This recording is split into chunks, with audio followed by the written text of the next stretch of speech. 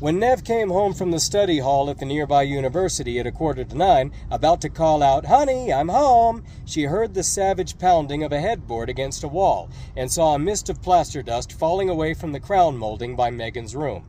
She stared, wide-eyed. A muffled cry escaped into the hall, and another. "Oh, my God," Nev muttered. She looked at the floor, saw Megan's bag, and grinned. "It's about goddamn time," she said, turning around and slamming the door shut behind her. When she came back a second time, around 10 o'clock, Nev found her roommate in the hallway making out with a gorgeous man in a suit, herself naked in his arms. Megan gave a little gasp and pulled the man in front of her. He grinned over his shoulder.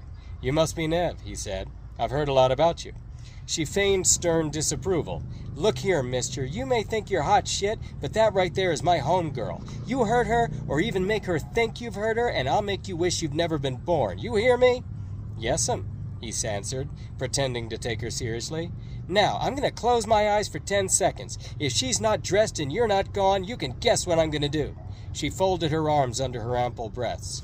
No? No, I can't." "Well, I'll tell you. I'm going to leave again and let you two fuck some more, and don't you think I won't." They laughed, Nick still holding her tightly. "Close your eyes so she can run get dressed," he said. She did, and she heard him kiss her loudly and spank her on the ass to get her going. She yelped playfully, and he mumbled something to her that Nev couldn't hear. She opened her eyes again and saw him standing there alone. "Be good to her," she said quietly. "She's the sweetest girl in the world. Be good to her. Treat her like a queen." "I'll do my best," he said solemnly, walking past her to get to the door. "Cross my heart." When he'd gone, she went into the living room and plopped down on one of the rattan wicker chairs, propped her feet on its matching ottoman. "Well, come on, Meg!" She came skipping out of her room in a bathrobe, grinning from ear to ear, and Nev laughed. Megan pranced about, bouncing on her toes in circles with her arms outstretched, singing a joyful song that had no words, while Nev clapped her hands and cheered. When she came to a stop, she just stood there grinning, her face aglow. "Tell me everything," Nev said.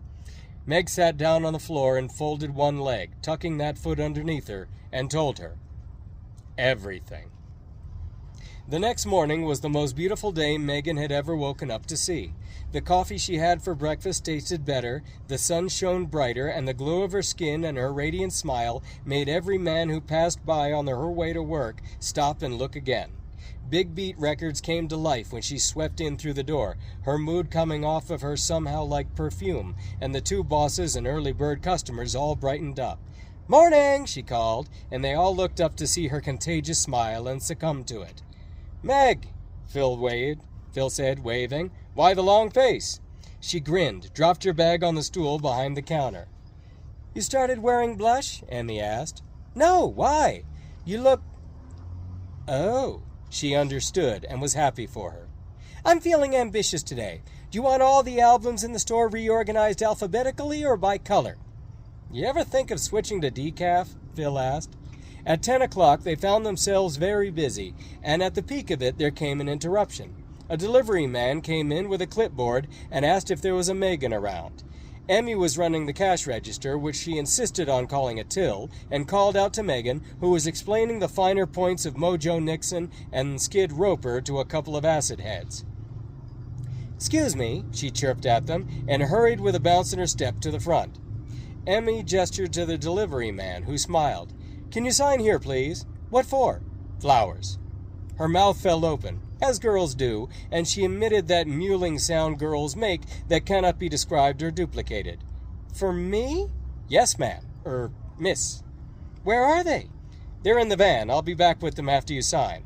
She took the clipboard and signed Bonnie Delon, parentheses Megan, handed it back and smiled brightly at her bosses. The delivery man came back and made a gesture with his head behind a huge bouquet of roses that translated into, "Please get the door for me." Nobody moved. They all stared, dumbstruck. There had to be 4 or 5 dozen of them. What was that, 50, 60? Good God! Megan's smile faded, her jaw gaping wider than before, her eyes bulging. Everyone was now staring at her, and the delivery man was still standing outside, getting irritated. Phil combed his fingers through his bushy gray hair, coughed into his fist, and went to open the door. Standing outside to hold it for him, he had to reach and push some of the roses to keep them from rubbing the glass and falling away as the man carefully made his way into the store. The gentleman who sent these said he didn't know what color you liked best, so he got a dozen of each to be on the safe side. There were red, pink, white, coral, yellow, and a few artificially variegated ones. A dozen of each, Megan thought. 72 roses in all. Gee, I wonder if he wants to see me again. Gosh, Emmy said finally. Good heavens! She was the only person Megan ever heard say good heavens. Where the hell are we going to put them? Phil asked, not wanting to ask in front of all the people what he really wanted to know. He knew where they were going to put them, right out in front where everyone could see them and know whose they were. Is there a card? Emmy asked for Megan, who was still gaping, speechless. The man was doing his best to be patient. Yes, ma'am, it's in here somewhere. Where should I set them? Oh, right there on the floor in everyone's way is fine.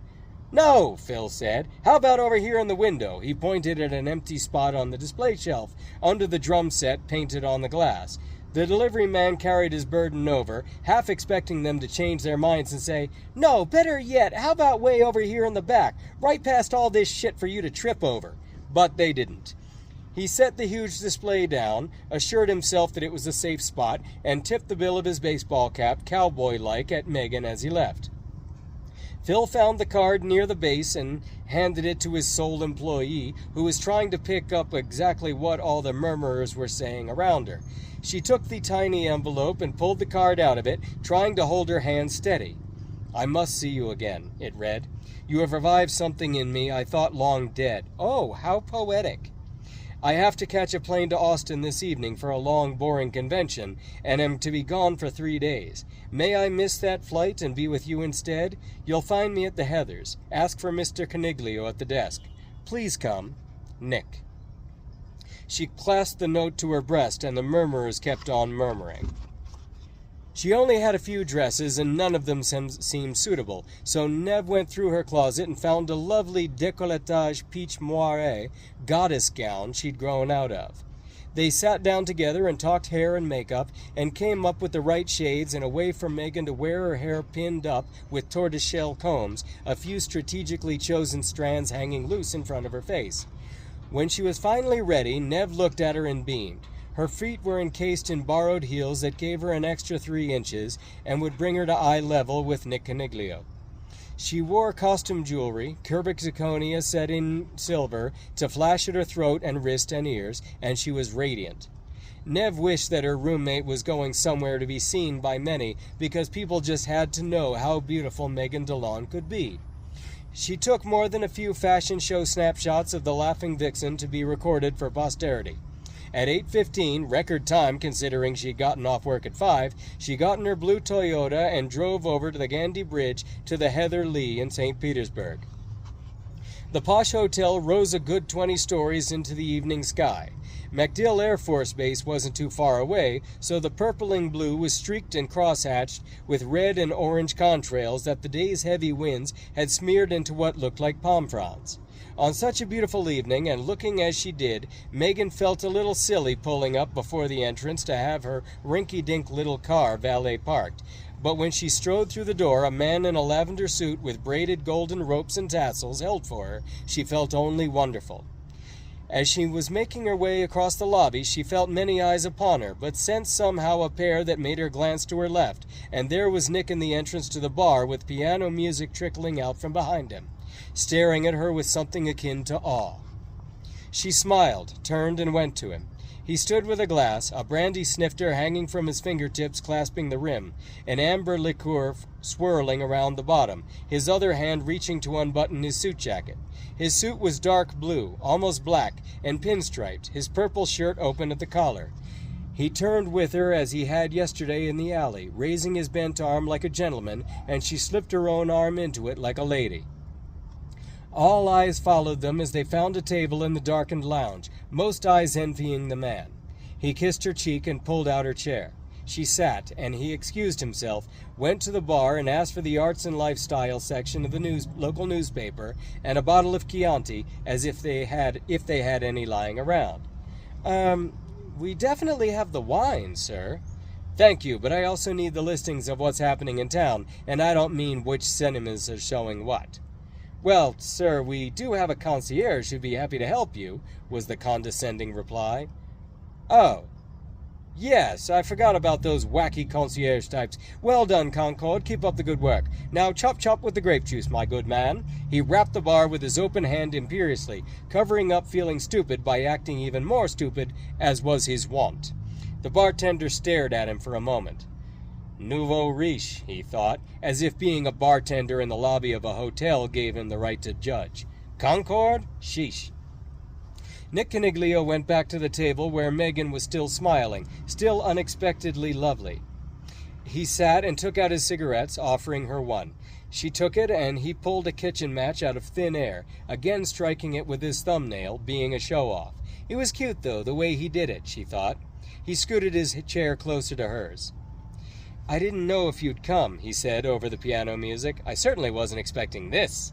I wanted to look pretty for you. Nev helped me. He leaned in to kiss her gently, careful not to smear her lipstick. A man was coming over with the wine and 2 glasses. Sir, he said, the concierge is upstairs, but he can come down to speak with you if you'd prefer. Megan looked a question at Nick. You look too wonderful for a simple night, he explained to her. We must go out to some event, maybe crash the party at some gala and have you photographed by the paparazzi. She blushed. No, thank you, but we can't. She nodded to the sommelier. We won't need to speak to anyone, thank you. The man bowed with affected dignity and left. We can't go anywhere, Megan told him. Your wife. He hesitated, then nodded as if he'd forgotten he had one. Besides, she said, scooting her own chair closer to his and laying her head against his shoulder, I'm so happy here. It's enough of an event just to sit here and talk with Mr. Perfect. Ha! I'm far from perfect. You're close enough. Care for some wine? I'd love some. They sat and drank and talked, getting to know each other. They laughed. It occurred to Nick that she may not have eaten, and escorted her to the hotel's restaurant. They laughed more over lamb and duck à l'orange, finding that they did more than just click. I'm big on names, she said. A rose by any other name will smell as sweet is just pure bullshit, in my opinion, because, well, take gemstones. I don't much care for Jasper and Feldspar because their looks don't appeal to me much, but they look like their names. But there's one I really did like until I found out what it was called, and now I can't even look at it anymore. It was pretty, but once it stopped being an anonymous gem and became a carbuncle, I couldn't even have anything to do with it. Carbuncle. Christ, you're right. Wow, Megan, that's a lovely necklace you've got there. What is it? He mimicked her voice then, surprisingly well. Oh, this old thing? Why, it's a carbuncle. You're right. It sounds like something that either grows on the bottom of a boat or something you come down with. Doctor, I got these horrible blistering sores all over my foot. Is it ringworm? No, sonny, you got yourself a case of the carbuncles. Worst case I've ever seen. You'll have to get that whole leg amputated. Them dadbird carbuncles will rot the flesh off your bones. Damn skippy, boo. Damn skippy, boo. But then we'll have to go the other way and soften our language because some schmuck thinks a word that matches what it means is too harsh, like cripples. They're cripples, for God's sake. They're not differently abled or disabled or handy-capable. They're fucking crippled. The kids on the court short bus, while I may feel sorry for them, they're not developmentally delayed. They're retarded. I'm not vertically challenged or diminutive. I'm short. A plane crash in the ocean isn't a water landing. Drugs aren't controlled substances. And we finish our dining experience in this dining establishment, we're not going to leave a gratuity for our server. We're going to get tipped the waitress. I feel you, boo. That's real. I have to use their stupid-ass lingo to call it what it is. I call it euphemistic syllable augmentation. Ha! That's a good one. Thank you. All it is, this euphemistic syllable augmentation, is somebody's sick and sad way to promote the ordinary and tint unpleasantness. By the way, I'm going to interrupt myself here to make a quick point. When you lighten something, that's tinting. There aren't any shades of white. Shading is what you do when you darken. Now, before I was so rudely interrupted, when you elevate yourself by being pompous with words, trying to affect some kind of social significance, say being ethnic instead of foreign, or an information delivery system instead of a news reporter, your intent is to deceive. Oh, well spoken, he said. Yeah, I know. I mean, thank you. But our entire culture revolves around deception. Look at what we consider important. The proudest section in the city is the part that panders to the most lazy.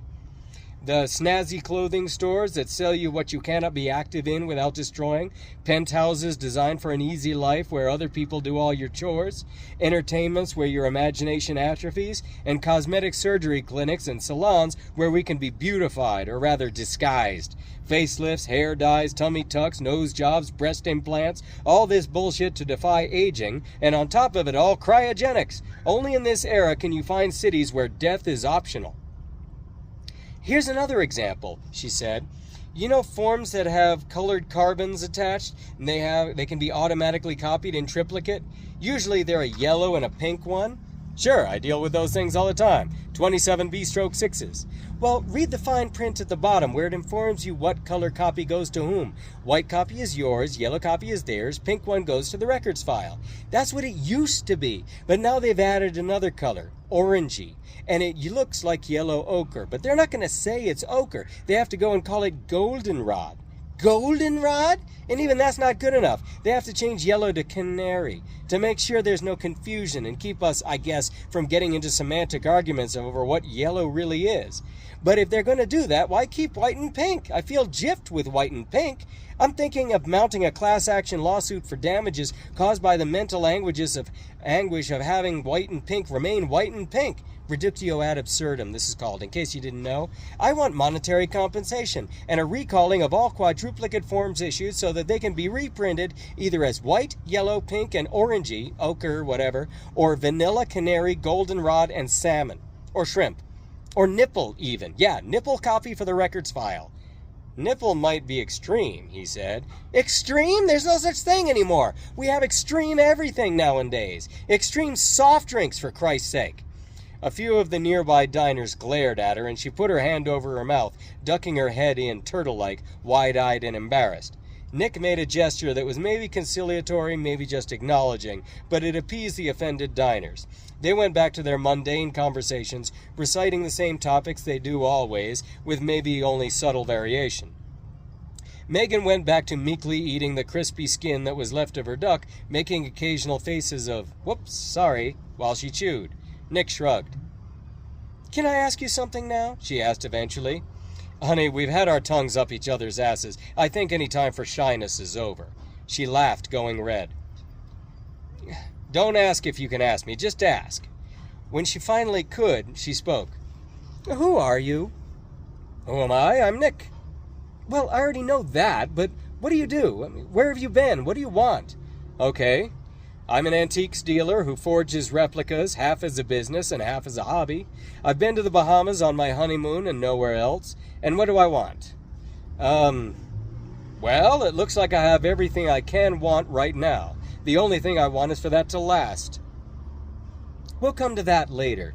What do you mean you forge? Just what it sounds like. I'm a bit of an artist, but I can't come up with anything extraordinary of my own. What I can do, though, is make a perfect duplicate of almost anything else. I can copy a sculpture, a lamp, a portrait, or a signature. The business is selling two of the same thing, and the hobby, the part that I actually have fun with, is convincing everybody that the copy is the original. So you're a crook? Yes. I'm sorry, but I am. Is that how you made your money? I can't help but notice you seem to be well off. Well, no, it's my wife who has all the money. She's from a wealthy family, and that's pretty much the only thing that doesn't suck about our marriage. The money doesn't hold me to her, though. I'm not that kind of guy, but I'm not still with her because she's rich. Then if you don't mind my asking, why are you still with her? You told me you didn't even like her, so... Because we're married, he said, as if that was still answer enough in this day and age. I know that, silly. But why not get a divorce? Because I can't. You can't? No, I made a promise. A promise to who? To her, to myself, to God. I swore I'd stick with her through sickness and in health, for better, for worse, till death do us part. That comes with the wedding.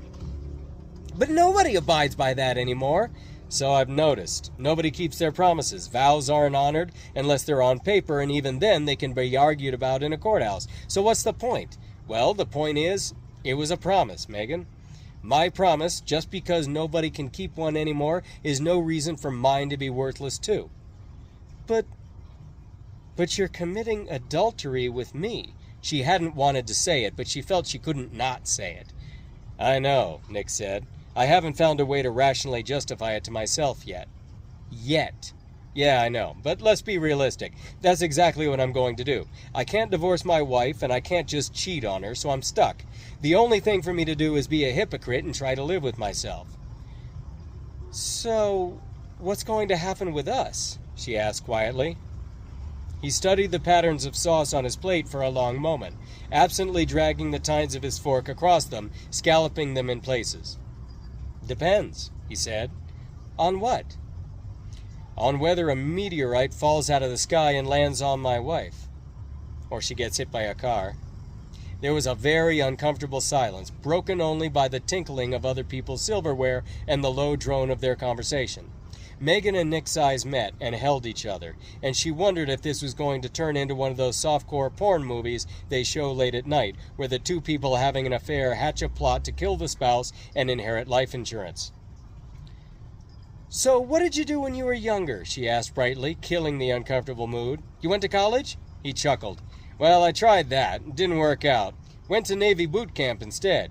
You were in the Navy? No, just the training. Shit, I'm gonna have to confess a deep, dark secret. Ooh, I like those. Really? Do you have any? One. Tell me. You tell me yours and then I'll tell you mine. All right. I've slept with a married man. That's it? What? That's not good enough? That's a pretty bad one. Oh, yeah, good point. So what's yours? Wait, what we're doing is the worst thing you've ever done? She thought a moment, considering it. Yep. Yes, it is. Oh, okay. Well, here goes then. I enlisted in the Navy under a false name. What? Why? Because I wanted the training. But can't you just... Nope. If you sign up, you're in it for a minimum of 6 years. See, it takes $1.5 million to train a recruit, so there's a commitment that comes with that. So you... God, you could get in trouble for that. And how? But I won't. They think the guy they trained was killed. Ancient history, and too long of a story, but I got one hell of an education, and after the 52-hour graduation test, boy, that sucked, let me tell you. I conveniently disappeared. Got killed, they think. Well, what can you do with your training? If not, I can do whatever I have to, if the need arises. She realized she was sitting with someone very dangerous. She didn't want to think about it. The coldness of his tone when he said that, she decided to be intrigued by it instead. She hadn't given herself enough time to form an opinion, so she just chose one and ran with it. It'd be better that way. So you can sink a battleship? Child's play. Hun, I can sink Molly Brown. Can you kill a man in cold blood? I don't know, he lied. The opportunity hasn't come up. Tell me about boot camp. What was it like? Oh, it was great. They beat the shit out of me. And that was good? Well, they didn't beat me up literally. I mean, they got me into shape really, really quickly. They fed us tons of really great food while working us out, and I got bigger in no time. You do have a great body. I know. I mean, thank you. That's my line. Was. You swine. Yeah, so anyway, when we signed up, me and the other recruits, we were treated like kings. They really rolled out the red carpet for us, but once it was official, that's when all pretenses dropped and the fun began. The others were scared, but I don't know why. What'd they expect? To be pampered the whole time? I went in there knowing it'd be hell, and I took it all in stride because that's what I'd signed up for in the first place. Some of those pussies started crying, though, for God's sake. So what did they do that was so horrendous? They started yelling at us. Ooh, scary. This one sergeant screamed, "Don't call me sir!" And so everyone except me had to shout, "Yes, sir!" I'm standing there rolling my eyes and everyone else is panicking. "I told you not to call me sir! Now do you understand me?" "Yes, sir!" Idiots. So then, we have to take a piss test. I can't believe how stupid this was. It wasn't a test to see if we had any drugs in our urine. It was a test of how we urinate. What? Listen to this. They gave us a cup and had to stand a few feet back from these urinals behind a line on the floor and told us to piss in the cups and then in the johns without spilling a single drop. What in the... Yeah, that's what I thought. So I watched the others, watched them all go half in the cup, and then spray all over the place trying to aim for the urinals. I looked at the sergeant, who was shaking his head, and I leaned forward. I caught the urinal with one hand and just held myself there, still behind the line, but with my manhood a lot closer. Did my business first in the cup, then in the john, while everyone else was still standing behind the line, missing and feeling mighty stupid. My God, common sense. You'd be surprised how common sense isn't. Boy, tell me about it. There was one of the guys who was crying and trembling like he was having an epileptic damn fit and spilled everything was holding in the cup all over the floor. Sarge started screaming at the dumb bastard and it just got worse. That's pathetic. So then, we took a written test for the nuclear corps. The supervisor said it was 2 hours long, 50 questions. So I'm breezing along. It consisted of chemistry, physics, high-level algebra, and geometry, which I've always been pretty good at. And after an hour and a half, the supervisor sticks his head in the door, sees me sitting there, and asks if I'm done with all 80 questions. 80? He said, yeah, I told you 80. Of course he didn't, but who am I to argue? I turn over the last page, which I thought was blank, stupid me not bothering to check, and sure enough, there are 30 more. By the way, these were all essay questions, not multiple choice or true or false. So how'd you do? He said modestly. I finished first and got the highest score, a 63. Geez, that's 1 point below failing. No, that's in high school, sorry. I didn't get 63%. I got 63 correct answers out of the 80 questions. Oh, yep, and that was just the easy part. That was just the first day. More wine? Yes, please. They had dessert, tiramisu, and he told her about basic training. When they were finished, they went back to the bar to have even more wine and get to the good part. The graduation test. Good God, that was awful. Not just written, was it? No, it was all physical. 52 hours of battle. 52? That's over 2 straight days. Did you do it in increments? She asked, expecting the answer no. Megan, we went 52 hours straight with no sleep and no food, just water. My God! Well, what did you expect? It isn't a summer camp or a weekend retreat. This is supposed to make us capable of surviving worse conditions than that. We ran around in groups of 5 with M16s that were like laser tag, but with simulated kick every time we fired. We were given shitty old-fashioned masks to wear, and then we were tear gas. Man, that burns. God, I do not recommend you ever get tear gassed. We started off at the firing range, and that was the only time we used live ammunition. We showed our progress with the M16 and the 45, and then went to blanks and laser tag with live rounds whizzing over our heads. God, it was great. There was this one part, though, where we had to jump through a flaming hole like a circus animal. See, in Vietnam, on the USS Forrestal, or was it the US Forrestal? It's probably Forrestal, but can there be 2? I doubt it. Anyway, an F-14 burned its way all the way through. Fighter planes are magnesium on the outside, and magnesium burns hotter than steel, and the fire cannot be extinguished until the plane is dust. They can't even be put out when they crash underwater because the fire draws oxygen straight out of the water itself. Well, when this plane was burning through the Forrestal, 10 sailors managed to get out through the hole and escape. They were severely burned, but they survived. And we're measured against them as the standard. We must be able to do what they did. So we have to get through a burning hole that's 4 feet up off the ground and 3 feet tall by 2 wide. Where is this, Annapolis?